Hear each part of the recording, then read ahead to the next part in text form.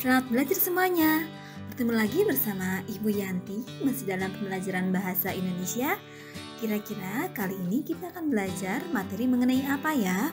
Karena sebelumnya kita sudah belajar materi mengenai teks LHO atau teks laporan hasil observasi, teks negosiasi, teks debat, dan sebagainya. Nah, pada bab ini atau pada video kali ini, Ibu akan membahas materi baru ya. Silakan kalian simak penjelasannya dan dicatat di buku bahasa Indonesia masing-masing. Coba perhatikan ketiga gambar berikut. Nah, di sini ada 3 tokoh ya yang sudah Ibu tampilkan.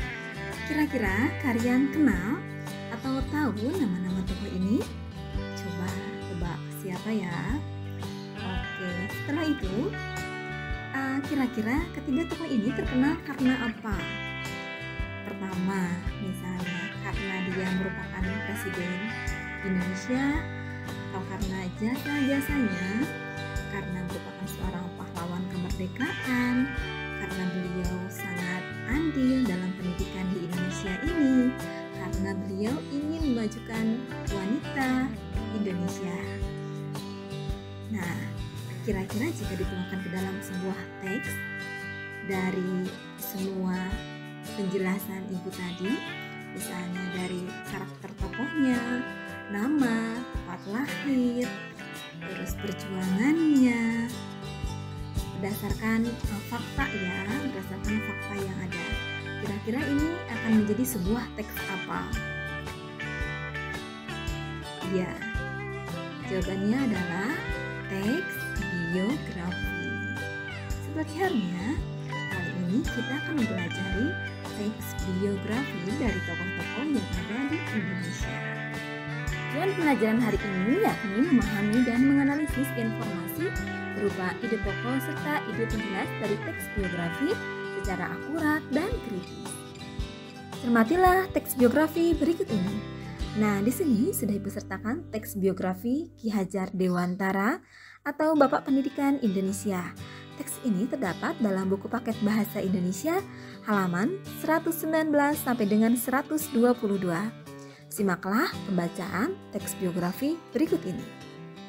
Nah, nama Ki Hajar Dewantara bukanlah nama pemberian orang tuanya sejak lahir. Nama aslinya ialah Raden Maswardi Surjaningrat yang lahir di Yogyakarta tanggal 2 Mei tahun 1889. Ia dibesarkan di lingkungan keluarga keraton Yogyakarta. Saat berusia 40 tahun menurut hitungan tahun Caka, barulah berganti nama menjadi Ki Hajar Dewantara. Semenjak itu Ki Hajar Dewantara tidak lagi menggunakan gelar kebangsawanan di depan namanya. Hal ini dimaksudkan agar dapat bebas dekat dengan rakyat, baik secara fisik maupun hatinya. Ki Hajar Dewantara menamatkan sekolah dasar di ILS atau Sekolah Dasar Belanda dan melanjutkan sekolahnya ke Stovia atau Sekolah Dokter Bumi Putra. Nah, lantaran sakit, sekolahnya tersebut tidak dapat ia selesaikan.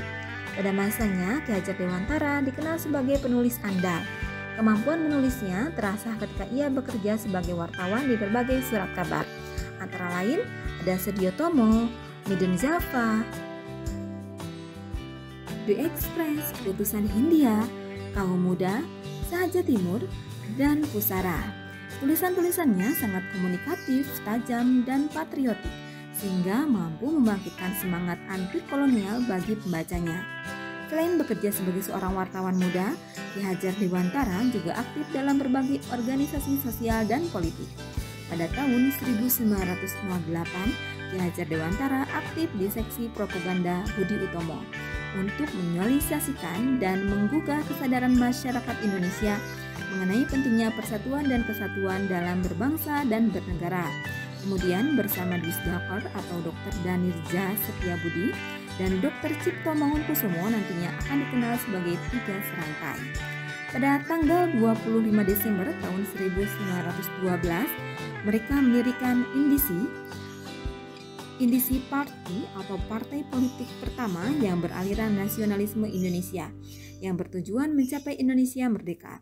Selain itu, pada bulan November tahun 1913, Ki Hajar Dewantara membentuk Komite Bumi Putra yang bertujuan untuk melancarkan kritikan terhadap pemerintah Belanda. Salah satunya adalah dengan menerbitkan tulisan berjudul Als in Nederlander was, seandainya aku seorang Belanda, dan In voor Landmark or Land for een, satu untuk semua tapi semua untuk satu jua. Kedua tulisan ini menjadi tulisan terkenal hingga saat ini. Tulisan seandainya aku seorang Belanda dimuat dalam surat kabar The Express milik Dr. Louis Dacher. Akibat aktivitas dan tulisannya itu, pemerintah kolonial Belanda melalui Gubernur Jenderal Hindenburg menjatuhkan hukuman pengasingan terhadap Ki Hajar Dewantara, Louis Dacher, dan Cipto Mangunkusumo. Rekan seperjuangannya menerbitkan tulisan yang bernada membela Ki Hajar Dewantara. Mengetahui hal ini, Belanda memutuskan menjatuhi hukuman pengasingan bagi keduanya. Louis Dacher dibuang di Kupang, sedangkan Cipto Mangunkusumo dibuang di Pulau Banda.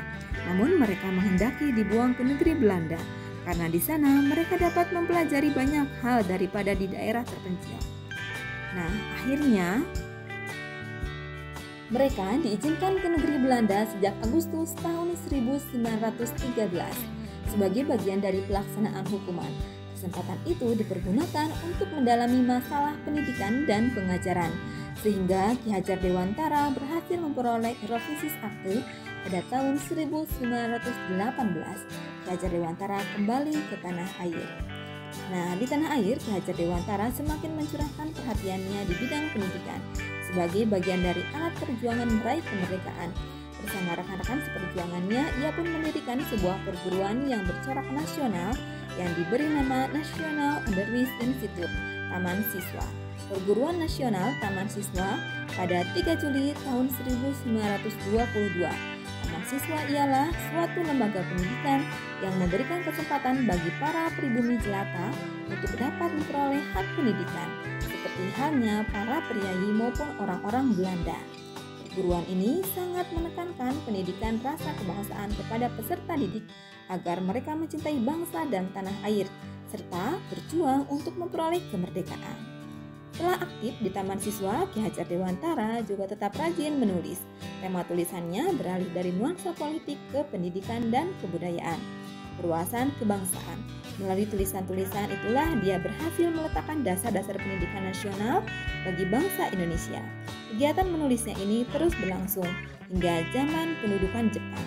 Saat pemerintah Jepang membentuk Pusat Tenaga Rakyat atau Putra dalam tahun 1943, Ki Hajar ditunjuk untuk menjadi salah seorang pemimpin bersama Insinyur Soekarno, Dr. Muhammad Hatta, dan Ki Haji Mas Mansur. Setelah kemerdekaan Indonesia berhasil direbut dari tangan penjajah dan stabilitas pemerintah sudah terbentuk, Ki Hajar Dewantara kemudian dipercaya oleh Presiden Soekarno untuk menjadi Menteri Pendidikan, Pengajaran, dan Kebudayaan yang pertama. Melalui jabatannya ini, Ki Hajar Dewantara semakin leluasa untuk meningkatkan kualitas pendidikan di Indonesia. Pada tahun 1957, Ki Hajar Dewantara mendapatkan gelar Dr. Honoris Causa dari Universitas Gadjah Mada. 2 tahun setelah mendapat gelar Dr. Honoris Causa itu, tepatnya pada tanggal 28 April tahun 1959, Ki Hajar Dewantara meninggal dunia di Yogyakarta dan dimakamkan di sana. Untuk mengenangi jasa-jasa dan melestarikan nilai-nilai semangat perjuangan Ki Hajar Dewantara, pihak pengurus perguruan Taman Siswa mendirikan Museum Dewantara Kirti Griya Yogyakarta. Museum ini memamerkan benda-benda atau karya-karya Ki Hajar Dewantara sebagai pendiri Taman Siswa dan kiprahnya dalam kehidupan berbangsa. Koleksi museum yang berupa karya tulis atau konsep dan risalah-risalah penting, serta data, surat-surat menyurat, serta kisah hidup Ki Hajar sebagai jurnalis, pendidik, budayawan, dan sebagai seorang seniman telah direkam dalam mikrofilm dan dilaminasi atas bantuan Badan Arsip Nasional. Kini nama Ki Hajar Dewantara diabadikan sebagai seorang tokoh dan pahlawan pendidikan atau Bapak Pendidikan Nasional. Ajarannya yakni Tuturi Handayani di belakang memberi dorongan dan Ing Madya Mangunkarsa atau di tengah menciptakan peluang untuk berprakarsa, dan Ing Marsya Sungtulada atau di depan memberi teladan akan selalu menjadi dasar pendidikan di Indonesia. Selain itu, tanggal dan bulan kelahirannya 2 Mei dijadikan Hari Pendidikan Nasional, bahkan pada tanggal 28 November tahun 1959. Nah, Ki Hajar Dewantara juga ditetapkan sebagai pahlawan pergerakan nasional melalui surat keputusan Presiden RI nomor 305 tahun 1959. Nah, di sini sudah disertakan juga untuk alamat webnya ya. Bisa kalian baca teksnya atau dibaca dari buku paket bahasa Indonesia masing-masing. Untuk mengasah pemahaman kalian mengenai teks biografi, sekarang jawablah pertanyaan berikut ini. Sudah Ibu sertakan ada 5 pertanyaan. Pertama, Ki Hajar Dewantara dikenal sebagai penulis andal.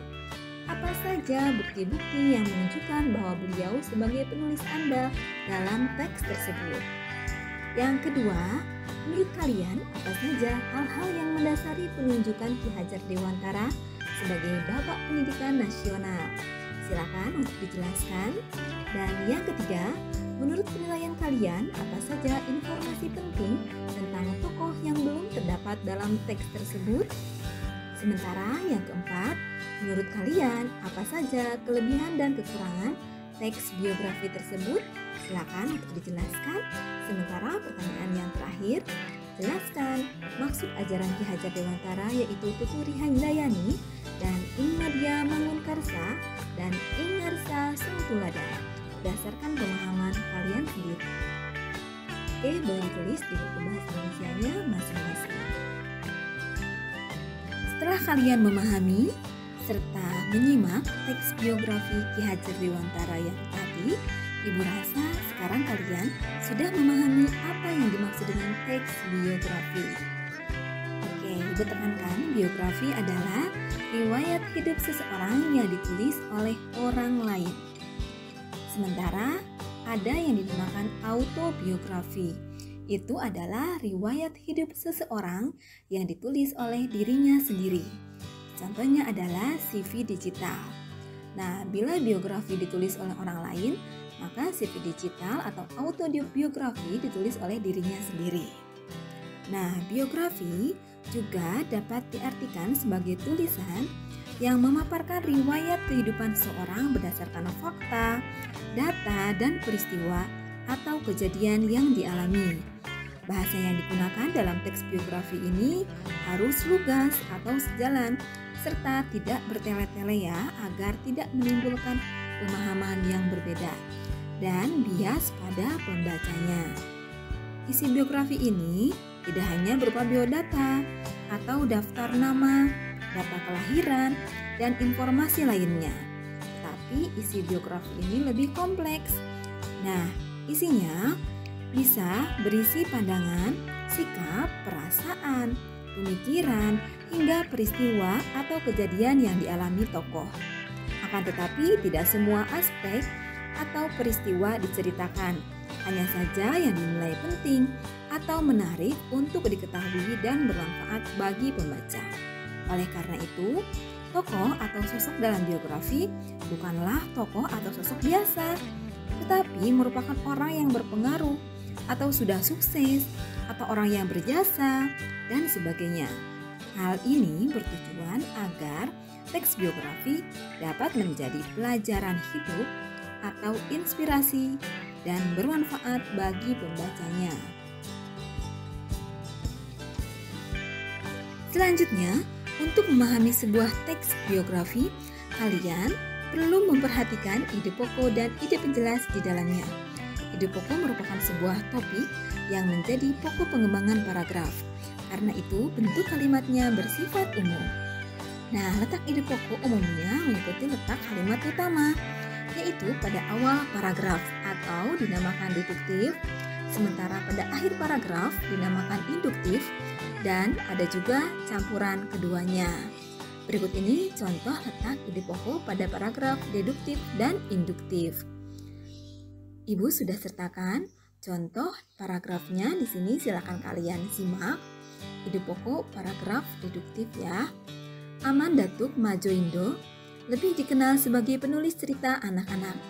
Ketenarannya sebagai penulis cerita anak disebabkan profesinya sebagai pengasuh rubrik cerita anak-anak di majalah Panji Pustaka. Di majalah mingguan itu, ia sering mempublikasikan cerita anak. Sudah tidak terhitung jumlah cerita anak yang sudah ditulisnya selama bekerja di majalah tersebut. Nah, kira-kira ide pokoknya apa ya? Atau kalimat utamanya apa? Ide pokok di sini Amanda Tukmajoindo, penulis cerita anak. Bisa kalian lihat dari kalimat utamanya. Kalimat utama terdapat di awal, yaitu Amanda Tukmajoindo lebih dikenal sebagai penulis cerita anak-anak. Ini adalah kalimat utamanya. Sementara itu, untuk kalimat penjelasnya, di sini ada beberapa poin. Pertama, ketenarannya karena mengasuh rubrik cerita di Panji Pustaka. Yang kedua, ia sering mempublikasikan cerita anak. Dan bisa juga yang ketiga, tidak terhitung jumlah cerita anak yang ditulisnya. Nah, ide penjelas itu adalah kalimat yang menjelaskan atau kalimat yang mendukung kalimat utama. Oke, sudah paham sampai sini? Ibu lanjutkan, setelah tadi kalian memahami bagaimana caranya mencari ide pokok atau mencari kalimat penjelas dari paragraf deduktif. Nah, kali ini kita akan mencoba mencari ide pokok, kalimat penjelas, serta kalimat utama dari paragraf induktif. Silakan disimak ya penggalan teksnya. Kartini saat itu menganggap wanita pribumi banyak yang tidak memiliki pendidikan layak sehingga tidak mengenal baca tulis. Mereka juga sering mendapatkan perlakuan diskriminasi jenis kelamin. Selain itu, wanita pribumi juga kerap tidak mendapatkan persamaan hak, kebebasan berpendapat, dan kesetaraan hukum. Itulah beberapa alasan Kartini yang bercita-cita ingin memajukan wanita Indonesia. Nah, untuk ide penjelas di sini, Kartini menganggap wanita pribumi tidak memiliki pendidikan. Yang kedua, mereka mendapatkan perlakuan diskriminasi. Terus, yang ketiga, wanita pribumi tidak mendapatkan persamaan hak, kebebasan berpendapat, dan kesetaraan hukum. Sementara, untuk kalimat utamanya ini berada di akhir ya, karena kita lihat dari kalimat penegas atau kata penegas ya, kalimat simpulan bisa dilihat dari kata itulah. Ya, itulah beberapa alasan Kartini yang bercita-cita ingin memajukan wanita Indonesia. Ini adalah kalimat utamanya. Jadi, kalau misalnya kalimat utama yang ada di akhir itu biasanya merupakan kalimat yang berupa simpulan. Oke, sementara untuk ide pokok pastinya terdapat pada kalimat utama. Nah, ide pokok itu sebenarnya tidak harus sama ya kata-katanya, bisa dirangkai menggunakan kalimat sendiri. Ide pokoknya di sini alasan Kartini ingin memajukan wanita Indonesia. Oke, Ibu rasa sudah cukup jelas ya. Tidak terasa penjelasan pertemuan hari ini sudah tersampaikan semua. Mudah-mudahan apa yang Ibu sampaikan dapat bermanfaat bagi kita semua ya. Selamat belajar. Jangan lupa kembangkan diri, raih prestasi.